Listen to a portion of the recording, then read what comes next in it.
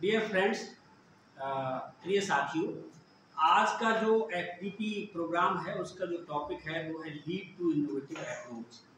इसको अब अगर आप समझें तो टीचिंग प्रैक्टिसेस के संदर्भ में स्पेसिफिक नहीं है, लेकिन आप उसे कनेक्ट कर सकते हैं। इसका फोकस ये है कि हम किसी भी तरीके से अपने क्षेत्र में, कार्य क्षेत्र में किस तरीके से इनोवेटिव अप्रोचेज को, प्रैक्टिसेस को कैसे हम लीड करें, लीड कैसे करें, उन ग्राउंड्स को समझने पर बेस्ड है, आधारित है। ये हमारा आज का व्याख्यान है। तो इसमें आगे चलते हैं।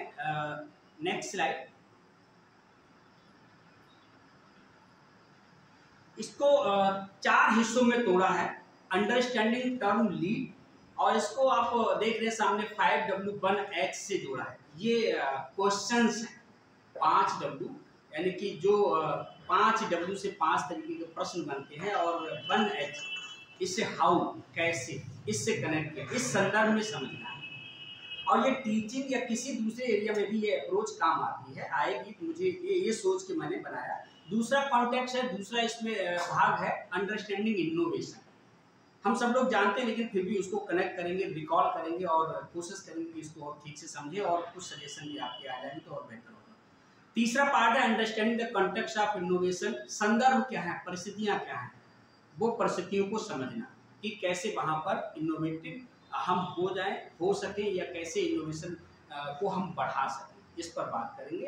Understanding the beige of innovation, innovation के तौर तरीके, मेथड्स क्या हो सकते हैं।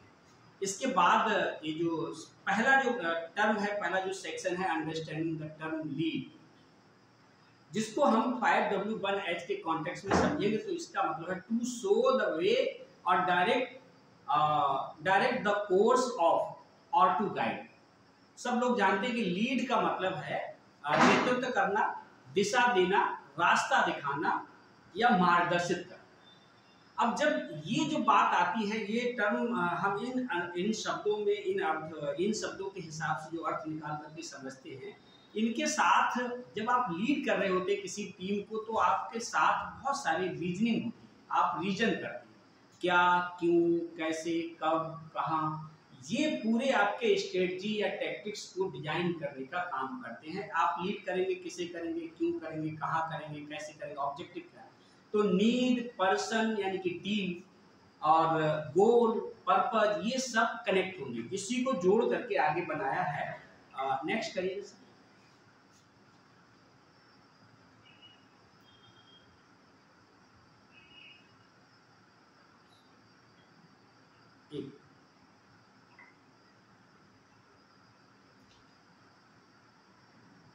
एक मॉडल दिख रहा होगा आपको, लीड 5W1H।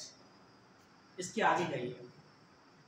हाँ, यहाँ पर देखिए 3P2S से कनेक्ट किया। तो 3P2S में अगर आप देखेंगे तो पहला जो P है, यानी कि 3 P है और 2 S है, तो वो उन्हीं W वाले जो प्रश्न है या H वाले प्रश्न है उनसे कनेक्ट किया है। Why to lead, यहाँ पर आपका P एक कनेक्ट होता है, who या whom, किसको लीड करना है, ये एक P कनेक्ट करता है। इसके बाद वेयर, व्हेन, टाइम या प्लेस को देखिए, सिचुएशन या लोकेशन, परिस्थिति, कॉन्टेक्स्ट, तो एक P कनेक्ट करता है। और इसके बाद आप आगे करते जाइएगा, पर्टिकुलर एक पॉइंट पे एक चीज आती है। तो उसके बाद what do you need, lead करने के लिए हमको क्या चाहिए, हमारे पास क्या होना चाहिए, तो वो S है। अब S का क्या कॉन्टेक्स्ट है, क्या मीनिंग है, आगे कनेक्ट करेंगे। इसके बाद हाउ टू लीड, ये एक S है। तो 3P2S ऐसे करके कनेक्ट करते हैं। ये मैंने अपनी तरफ से उसको 5W और 1 H के साथ कनेक्ट किया। क्या, कौन, कैसे, क्यों, कहाँ या कब, इस तरीके से सिंबलाइज कर दिया ताकि याद रखना आसान हो जाए। इसको आगे अगर हम देखेंगे तो वाई टू लीड को अगर हम जोड़े तो पर्पस से कनेक्ट होता है।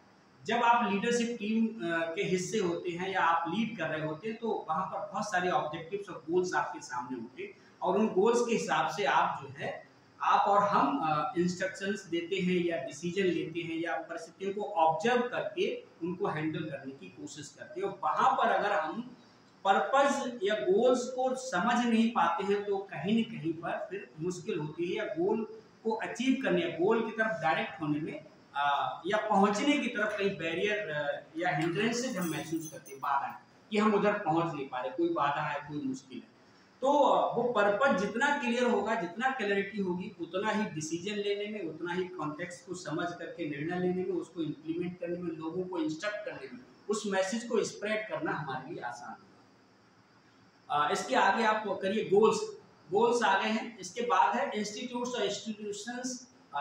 और स्टूडेंट्स ग्रोथ, नीड्स और मिनिमाइजिंग चैलेंजेस, इनहेंसिंग परफॉर्मेंस। जो पर्पज है वो इन 4-5 एस्पेक्ट को लेकर के कनेक्ट करता है कि हमारे गोल क्या है, और वो गोल्स हम किस कॉन्टेक्स्ट में तय करते हैं, ग्रोथ, स्टूडेंट या इंस्टीट्यूट, अपनी टीम, अपना ऑर्गेनाइजेशन, और नीड्स क्या है, वो हमारी आवश्यकता क्या है, उन आवश्यकताओं को भी ध्यान रखते हैं। और अगर उद्देश्य क्लियर होगा तो उससे एक फायदा ये होगा, अगर हम लीड करें, हम बहुत सारे जो चैलेंजेस हैं उनको मिनिमाइज कर सकते हैं। और टू डेवलप टीम स्पिरिट, ये हिस्सा भी कनेक्ट करता है। अगर आपका पर्पस क्लियर है, स्पष्ट है, वो पर्पस सभी तक पहुंचा हुआ है, तो निश्चित रूप से वो टीम स्पिरिट डेवलप करने में हमको आसानी होती है। और ये जब तक नहीं होगा तब तक लीड हम किसी को कर नहीं सकते। और अगर इस तरीके से, इस पॉइंट ऑफ व्यू से लीड करेंगे तो परफॉर्मेंस है उसको आप इनहेंस कर सकते हैं, आप वो उसको बढ़ा सकते हैं। इसके अलावा आप आगे भी कीजिए, और पॉइंट है, इसके अलावा और भी बहुत सारी चीजें इस वाई से कनेक्ट करके आप सोच सकते हैं, देख सकते हैं। मैंने जिसको पर्पज से या गोल से, यहाँ पर गोल भी यूज कर सकते हैं, लेकिन वो मॉडल बनाने की वजह से हमने वहां पर पी यूज किया था कि जो वाई है उससे नीड और पी, पर्पज, दोनों कनेक्ट करते हैं। तो वो दोनों का बहुत तालमेल है, उनसे जुड़ी हुई स्थितियों को, जो योर टर्म लिखा है वहां पर आप और चीजों को भी कनेक्ट कर सकते हैं। Next, who. जब हम किसी ऑर्गेनाइजेशन के हिस्से होते हैं तो किसी समूह को हम लीड कर रहे होते हैं, उनके साथ काम कर रहे हैं, तो वहां पर अगर हम देखेंगे, नेक्स्ट कर दीजिए सर 3 बार, तो स्टूडेंट्स, टीचर, अगर हम teacher group, teaching learning situation के हिसाब से बात करें एजुकेशनल इंस्टीट्यूट्स में, तो आप स्टूडेंट होंगे आपके साथ, आपके आसपास आपके कलीग्स होंगे यानी कि टीचर्स होंगे, दूसरा कोई सपोर्ट ग्रुप या मैनेजमेंट की तरफ से कोई ग्रुप हो सकता है, रिसोर्स ग्रुप हो सकता है, तो इनके साथ हमको डील करना पड़ता है। तो ये जो पर्सन्स हैं, जो लोग हैं, इनके साथ कैसे डील करेंगे, क्योंकि डाइवर्स ग्रुप ऑफ पर्सन्स हैं, स्टूडेंट्स में भी डाइवर्सिटी होती है, हमारे जो स्टाफ मेंबर्स, टीचर्स, कलीग्स होते हैं, प्रोफेशनल्स होते हैं, उनमें भी बड़ी डाइवर्सिटी होती है। तो उस डाइवर्सिटी को, उस विविधता को, उनकी विविध क्षमताओं को, योग्यताओं को अगर हम सब एक दूसरे से समझ नहीं पाएंगे तो भी वहाँ पर एक जो प्रॉपर लाइन ऑफ लीडिंग होता है वो हम कई बार नहीं बना पाते, या उनमें मुश्किलें आती हैं। तो उन डाइवर्स नीड, स्टूडेंट्स की डाइवर्स नीड्स को समझना, स्टूडेंट्स के कॉन्टेक्स्ट में भी मैंने यहाँ पर जोड़ लिया है, चाहे हम क्लासरूम की बात करें चाहे दूसरे, और टीचर्स के साथ अपने जो साथी हैं उनको भी यहाँ पर की एटीट्यूड और एबिलिटीज, वो सबके डिफरेंट होते हैं। तो कहाँ पर किसका क्या एबिलिटी इस्तेमाल करना है और कैसा एटीट्यूड शो करना है, कैसा एटीट्यूड रखना है, ये सब बातें मायने रखती हैं।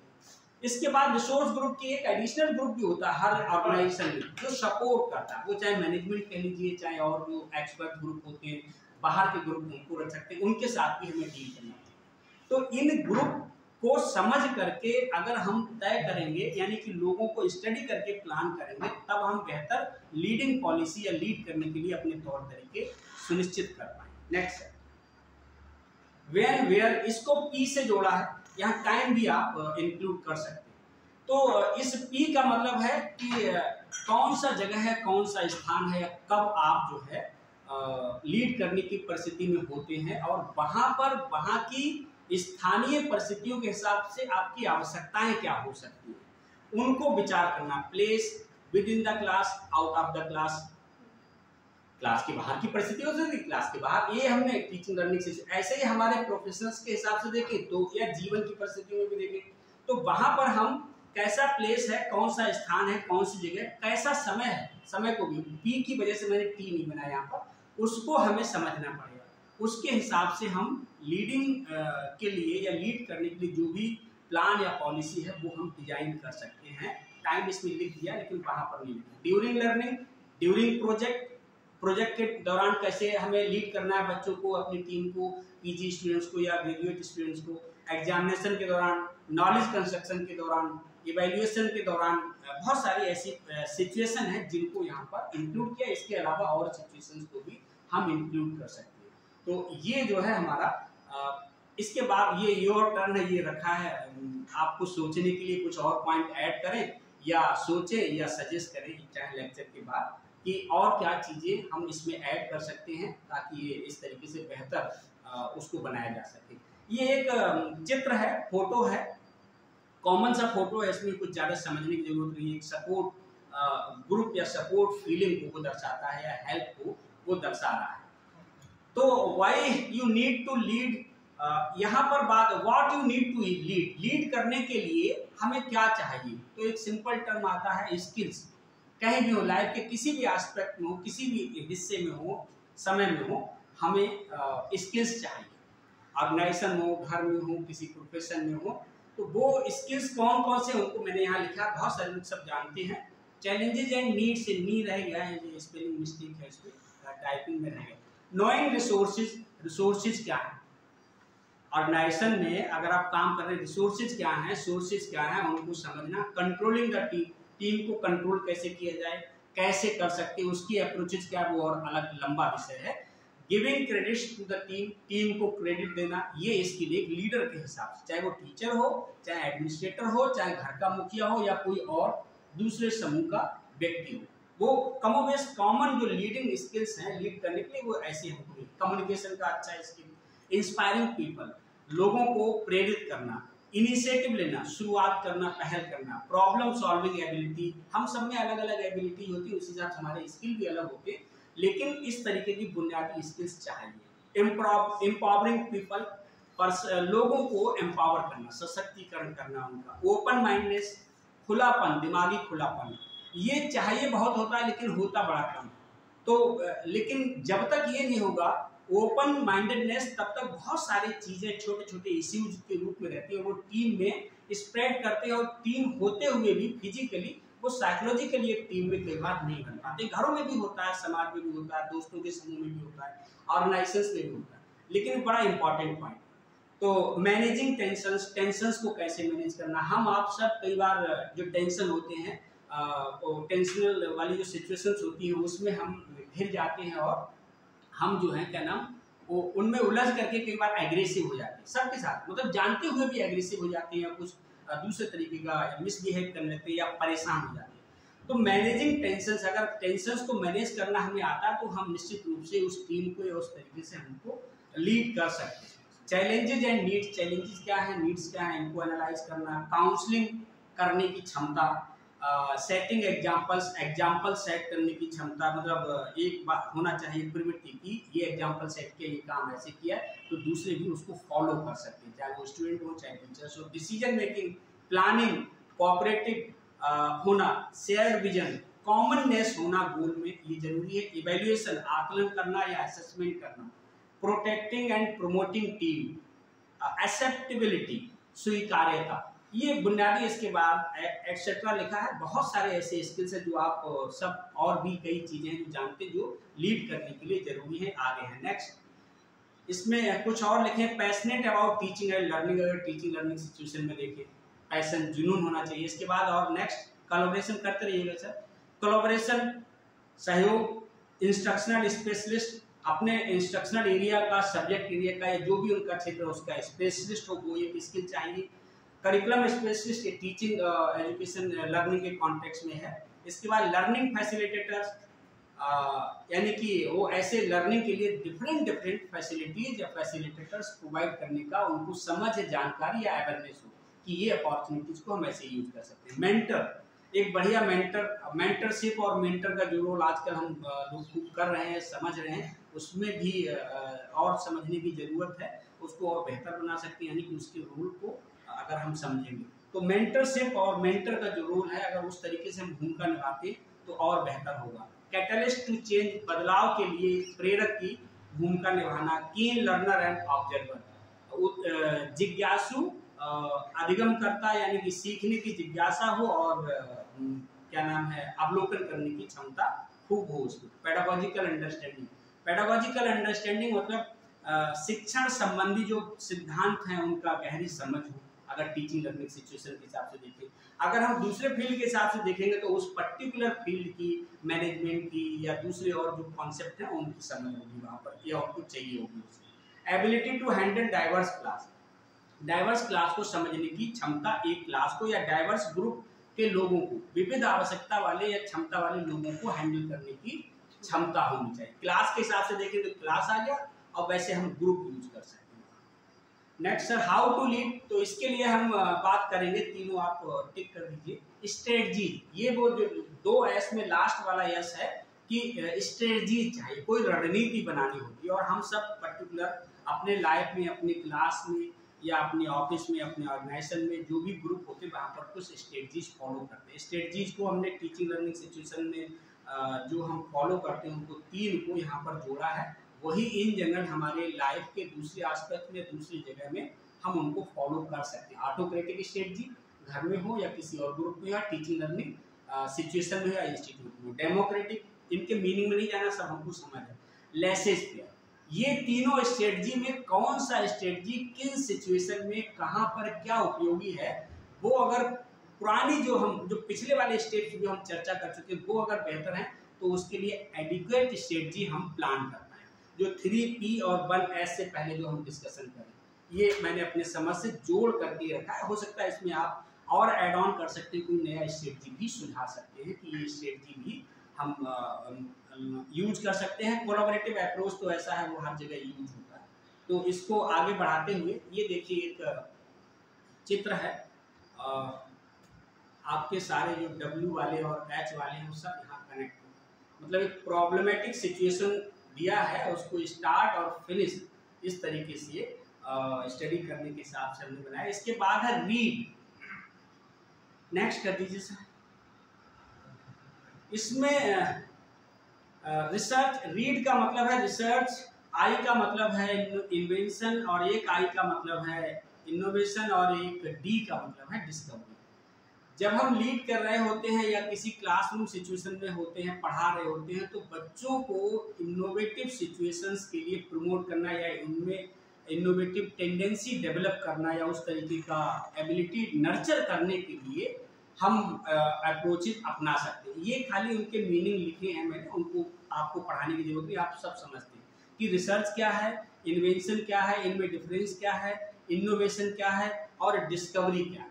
तो ये बहुत ज़्यादा इनके मीनिंग होना चाहिए, लेकिन इनका संदर्भ ये है कि हम चाहे किसी भी ऑर्गेनाइजेशन में हो, किसी समूह में हो, किसी कक्षा में हो, वहाँ पर बच्चों के लिए जो साइंटिफिक टेम्परामेंट डेवलप करने की बात आती है, साइंटिफिक नॉलेज के यूज करने की बात आती है, उसके एप्लीकेशन की बात आती है, तो वो तभी पूरी होगी जब हम उन्हें इनोवेटिव सिचुएशंस देंगे या इनोवेशन करने के लिए हम उनको मोटिवेट करेंगे या प्रमोट करेंगे।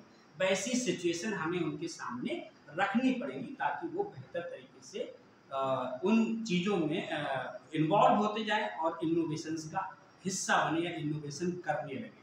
तो धीरे धीरे उनका साइंटिफिक टेम्परामेंट या लर्निंग जो है वो बेहतर होता है। अगर हम इनोवेटिव सिचुएशंस या इनोवेशन करने के लिए सिचुएशन नहीं ऑर्गेनाइज करेंगे या व्यवस्थित नहीं करेंगे तो फिर वो मुश्किल होगा। तो इस कॉन्टेक्स्ट में इसको लिखा है। इसके बाद नेक्स्ट इनोवेशन को समझने के लिए एक डेफिनेशन है, लॉरेंस हसिक, इन्होंने बोला इनोवेशन इज नॉट, आप एक क्लिक और कर दी तो आएगा, innovation is not just inventions, it is a process of making changes by introducing new methods, ideas or products। तो innovation वो क्या करें, innovation is not just inventions, केवल inventions नहीं है, it is a process of making change, ये कुछ बदलाव करने का, कुछ नए तौर तरीके, नई विधियाँ, नए आइडिया या प्रोडक्ट्स को जो है इंट्रोड्यूस करने का एक तरीका है, वो इस तरीके से डिफाइन करते हैं। इसमें हम आगे नहीं ज़्यादा डिस्कस करेंगे, आगे बढ़ते हैं। एक चित्र दिखाया वीडियो में, इसमें फोटो बहुत इस्तेमाल किए हैं, ये है देखिए, ये एक कैबिनेट है। अब आप ऐसे सिचुएशंस को अगर देंगे या समझेंगे तो बच्चों के लिए ऐसी सिचुएशंस हम और बहुत सारी क्लासरूम के हिसाब से दे सकते हैं। यानी कि उनको अगर हम टीचर बना रहे हैं तो उनके लिए ऐसी विधि खोजने के लिए प्रेरित कर सकते हैं, या कुछ चीज़ों को, या मॉडल जब बना रहे हैं या मटेरियल जब बना रहे हैं तो वहाँ पर ऐसे तौर तरीके या सिचुएशंस हम उनको दे सकते हैं ताकि वो कुछ ऐसी चीज़ों को डेवलप कर सके या निर्मित कर सके। या उनमें कुछ चेंज कर सके या अपने नए आइडियाज को इम्प्लीमेंट कर सके। ये सब फोटो आपके देखे हुए। नेक्स्ट नेक्स्ट नेक्स्ट, ये बहुत ही कॉमन एग्जांपल है जो कोरोना में सबको देखने को मिला। ऐसे बहुत सारे टीचर्स ने किया होगा कि जब मुसीबत आई, मुश्किल आई, तो नया तरीका क्या लगाया। सोर्सेज हमारे पास वही है, सोर्सेज वही है, रिसोर्सेज वही अवेलेबल है, लेकिन किसने कैसे किया, किसी ने कैसे किया, किसी ने कैसे भी कंटेंट डेवलप किया, किसी ने कैसे मोबाइल लगा दिया। तो उस सिचुएशन के हिसाब से अलग अलग परिस्थितियों में कौन उन संसाधनों को, उस ज्ञान को कैसे प्रयोग करके नया तरीका, नया ढंग ढूंढ लेते हैं। तो उसके लिए समझने के लिए, कनेक्ट करने के लिए फोटो मैंने लगाए। इनोवेटरशिप टाइप आता है, हालांकि बहुत ज़्यादा कॉन्टेक्स्ट नहीं है, लेकिन फिर भी कि जो इनोवेटर है उनका मीनिंग क्या है। The person who innovates things or improves is known as innovator. जो व्यक्ति कुछ इनोवेट करता है, नया लाता है या इम्प्रूव करता है पुरानी चीज़ों में, पुराने मेथड्स में बदलाव करता है, उसको हम इनोवेटर कहते हैं। आर्थर डी लिटिल उन्होंने बोला है, आर्थर डी लिटिल ने लो इनोवेटर टाइप्स बताए। लो इनोवेटर, मीडियम इनोवेटर और गुड इनोवेटर और टॉप इनोवेटर। ये जो बड़ा छोटा करके लिखा है, जट टेक्नोलॉजी का एक कंसेप्ट है, प्रोफेसर ससनवाल सर ने पढ़ाया था, उसमें उन्होंने बताया था, तो उस वजह से मैंने किया। हालांकि कई बार और भी लगता है। तो उन्होंने इनोवेटर्स, चाहे टीचर हो, चाहे कोई पर्सन हो, स्टूडेंट हो, वो 4 हिस्सों में बांट दिया। 4 हिस्सों में जो छोटे मोटे बहुत लो स्तर पे इनोवेशंस करते हैं वो लो इनोवेटर। सर थोड़े से उनके रोक दीजिए जैसे।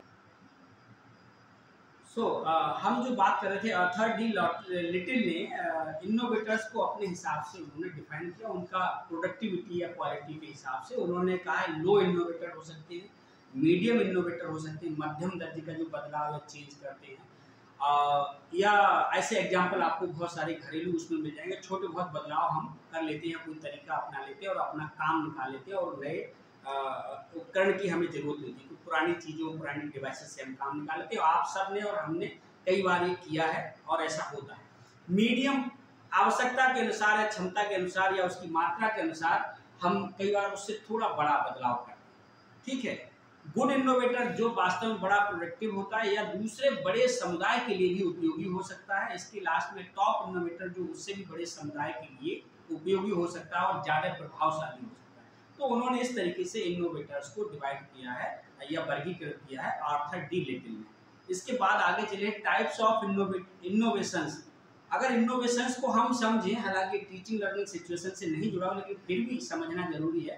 इनोवेशन जो है वो 3 तरीके से डिवाइड किया। इनोवेशन कैसे ड्राइव होता है, आइडिया ड्राइवन इनोवेशन होता है, रिसर्च ड्राइवन इनोवेशन होता है और एनालिसिस ड्राइवन इनोवेशन होता है। यानी कि ऐसा इनोवेशन जो पर्टिकुलर आइडिया या कोई आइडिया आने से जो है वो ड्राइव होता है या उससे निर्देशित होता है कि आप कोई काम कर रहे हैं, कोई डिवाइस, कोई उपकरण को इस्तेमाल कर रहे हैं, कोई मेथड को आप इस्तेमाल कर रहे हैं, तरीका आप इस्तेमाल कर रहे हैं, उससे वो काम या प्रॉब्लम आपका सॉल्व नहीं हुआ है, आपको रिजल्ट नहीं मिल रहा है। आप उसमें बदलाव करने की कोशिश करते हैं और आपको कुछ आइडिया सूझा और इंसाइट में आया और आपने उसमें वो बदलाव करके देखने की कोशिश की, फिर इम्प्लीमेंट किया, हो सकता है वो आ गया। जैसे उदाहरण है यहाँ पर, ये मोटरसाइकिल से वो ट्यूबवेल चला रहे हैं, ये रिसर्च नहीं है, ये आइडिया आया होगा जब गाड़ी चल रही, पहिया घूम सकता है, तो इससे जो ट्यूबवेल का जो पुली होती है वो क्यों नहीं घूम सकती, उन्होंने उसको लगा लिया होगा और वो इस तरीके से चालू हो गया। दूसरा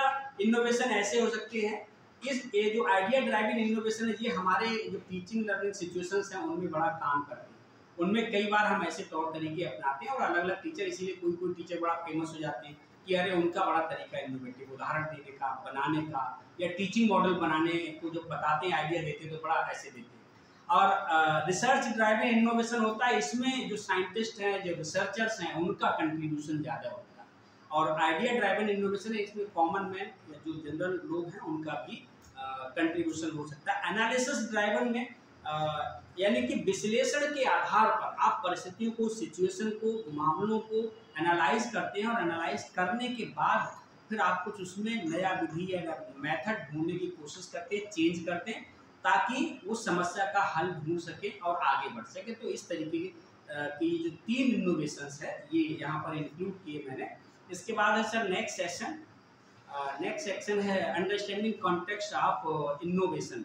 एक चित्र है आगे ये वाला कि ये एक सिचुएशन है। बहुत जगह एजुकेशन के तमाम लेक्चर्स में अलग अलग सिचुएशंस में इस चित्र को यूज करते हैं। इंक्लूसिव एजुकेशन और स्पेशल एजुकेशन में भी लोग वहाँ पर इसको यूज करते हैं जब असेसमेंट की बात बताते हैं कि तो इसको हमने इसलिए इस्तेमाल किया यहाँ पर कि इनोवेशन की हम बात करते हैं टीचिंग लर्निंग सिचुएशन में, तो हमारे सामने भी बड़ी डाइवर्सिटी है। तो ये चित्र भी डाइवर्सिटी को बता रहा है। इसमें एक इसका कॉन्टेक्स्ट ये है कि कोई सिलेक्शन होना है और उस सिलेक्शन के लिए एक एग्जामिनर साहब बैठे हैं, वो एग्जाम दे रहे हैं और वो बोल रहे हैं सबको इस पेड़ पे चढ़ना है, जो पेड़ पे चढ़ जाएगा वो पास होगा, वो पास हो जाएगा या उसका सिलेक्शन हो जाएगा, वो राजा बन जाएगा, व्हाटएवर जो भी।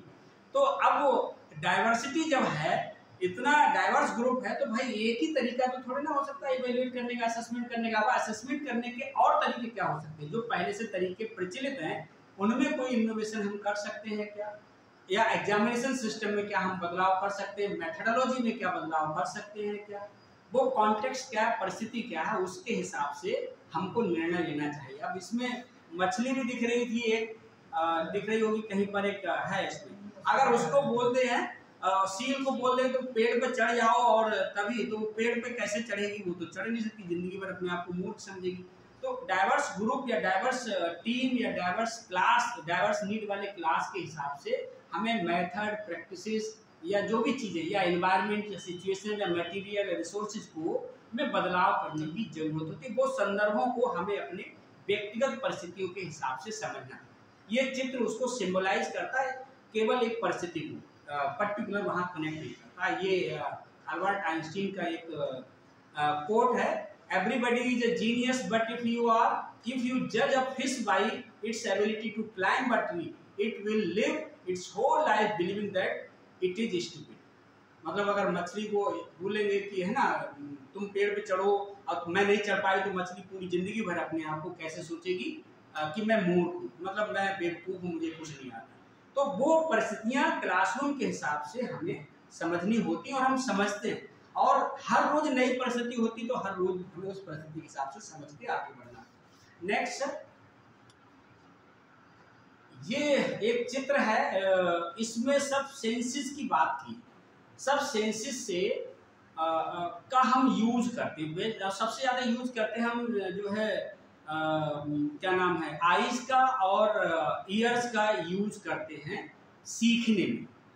आँखों का और कानों का सबसे ज़्यादा यूज करते हैं हम सीखने में, लेकिन बहुत सारे दूसरे जो व्यवहार है, जीवन के जो एस्पेक्ट हैं, लाइफ स्पान्स हैं, उनमें हम दूसरे जो सेंसेज हैं उनका भी यूज करते हैं सीखने में, नॉलेज लेने के लिए। और उसके बाद उस नॉलेज को अलग अलग परिस्थितियों में हम यूज करते हैं या अपने तरीके से इस्तेमाल करते हैं। जो नेक्स्ट डायग्राम है, फोटो है, वो ये दिखाता है। देखिए ये एक मतलब एरो जो है वो सिंबलाइज कर रहा है कि वेज क्या है, तरीके क्या है उस नॉलेज को, उस ज्ञान को, उस अंडरस्टैंडिंग को इस्तेमाल करने का। कोई कैसे भी दीवार है, कोई नीचे से आ रहा है, कोई साइड से आ रहा है, कोई ऊपर से आ रहा है, वो ये प्रैक्टिकल सिचुएशन ये हमारे लाइफ में आसपास, क्लासरूम में, ऑर्गेनाइजेशन में, इंस्टीट्यूशंस में हर जगह दिखती है। नॉलेज सब उन्हीं सेंसेस से लेते हैं। परसीव कैसे करते हैं ये चीज़, और जैसे ही परसीव करेंगे तो आपका इनोवेटिव अप्रोच है या नहीं है, हम कितना कंट्रीब्यूट करेंगे, वो वहाँ जाके रिलेट करेगा। ये इसलिए चित्र लगाए कनेक्ट करने के लिए, और इनका कोई अलग मीनिंग नहीं है। ये उसी में जोड़ता हुआ चित्र है।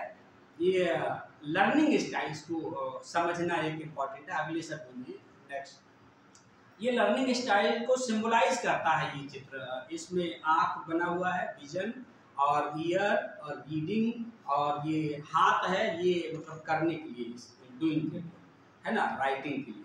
तो यहाँ पर एक next slide sir, learning styles. अगर हम टीचिंग लर्निंग सिचुएशन की बात करें या किसी भी टीम की बात करें, टीचिंग लर्निंग सिचुएशन से अलग हटके कोई ऑर्गेनाइजेशन की बात करें, तो भी लोग कैसे सीखते हैं, ये लर्निंग स्टाइल्स अगर हमें समझ में आते हैं तो हम उस टीम के लिए वो इंस्ट्रक्शंस, वो मैसेज, वो नॉलेज, वो स्किल्स तभी हम उनमें डेवलप कर पाएंगे, उनकी नीड के अनुसार मेथड अपना करके। नहीं तो उस तरीके से हम आगे बढ़ नहीं सकते। तो कुछ लोग विजुअल अप्रोच से बहुत सीखते हैं, विजुअल से बहुत सीखते हैं, कुछ ऑडिटरी सुन करके आपका इंस्ट्रक्शन उन्हें क्लियर हो जाएगा, ऐसे बच्चे भी होते हैं।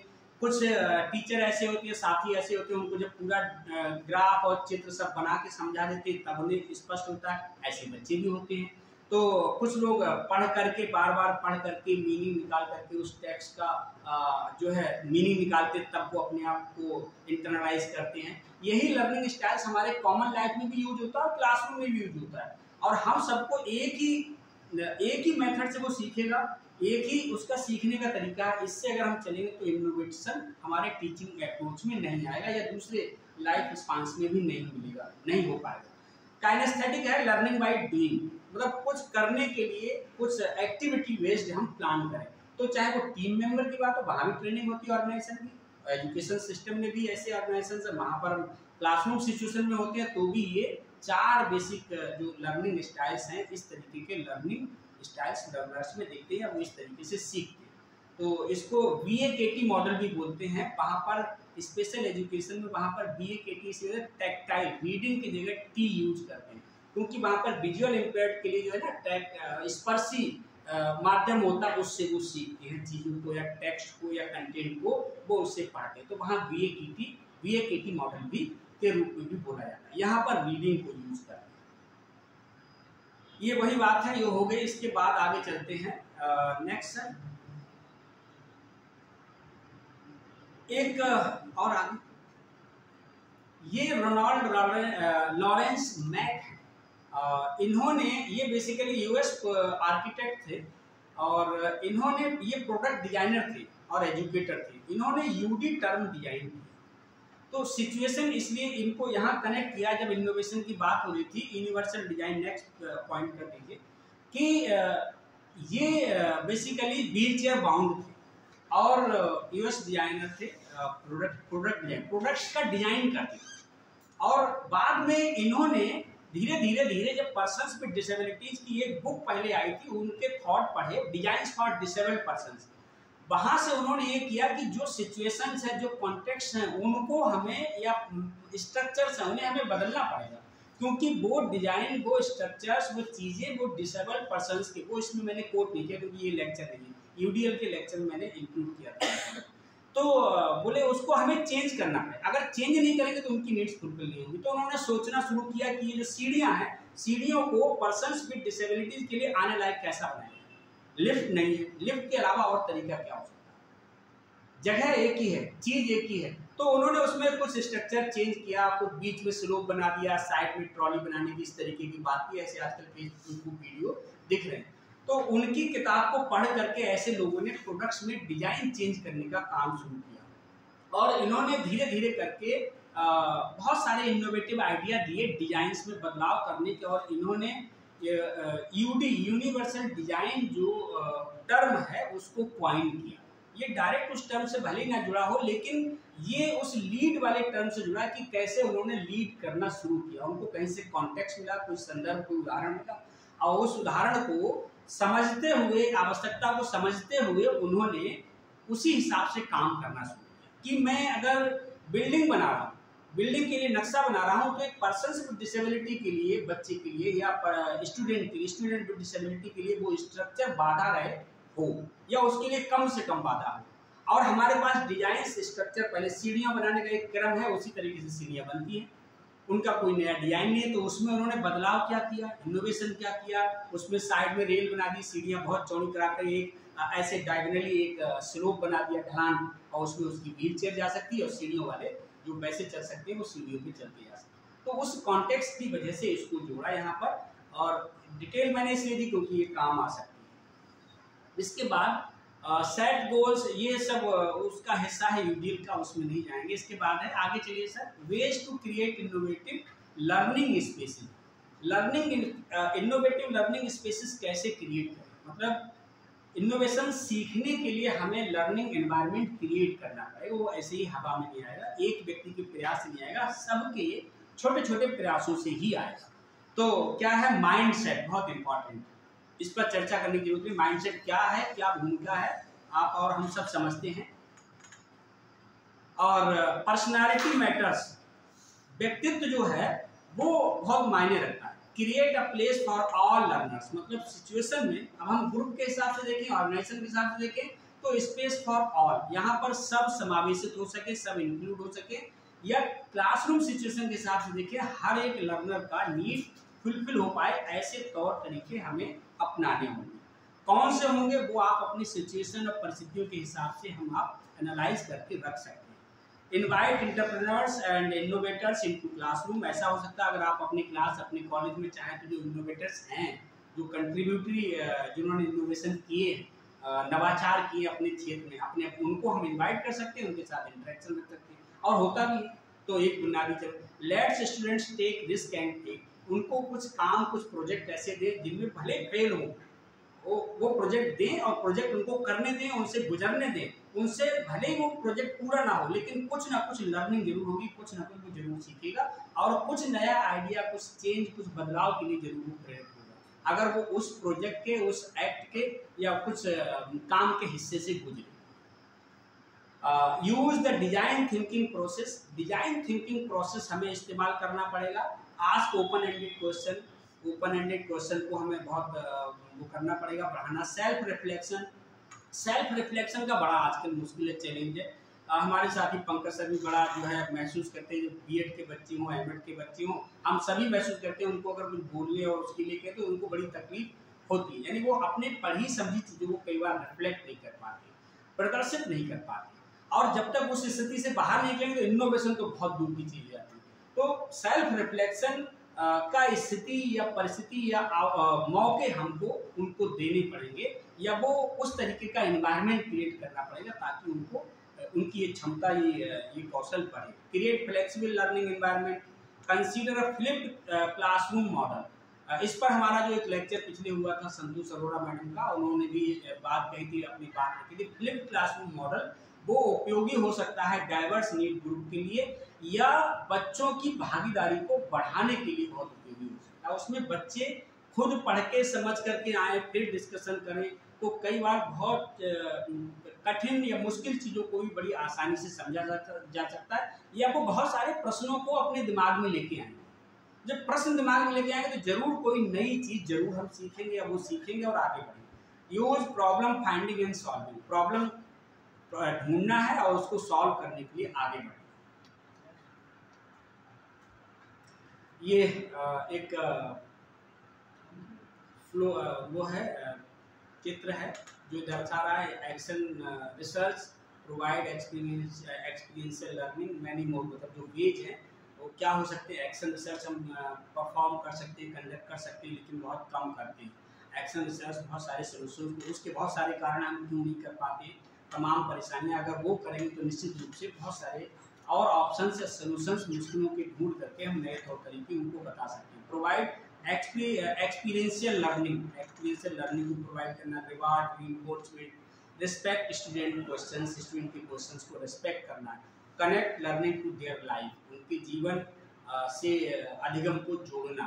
Poster creativity, learning by creativity और इंजॉय लर्निंग, ये अप्रोच अपनाना है। और इसके साथ हम इस तरीके से देखें तो टीचिंग लर्निंग सिचुएशन में या सामान्य परिस्थितियों में इसके बहुत सारे बिंदुओं को मतलब अपना करके हम लीड करने की बहुत सारी चीज़ों को हम समझ सकते हैं, या एक अच्छे लीडर के तौर में हम जो है प्रोसीड कर सकते हैं, बढ़ सकते हैं।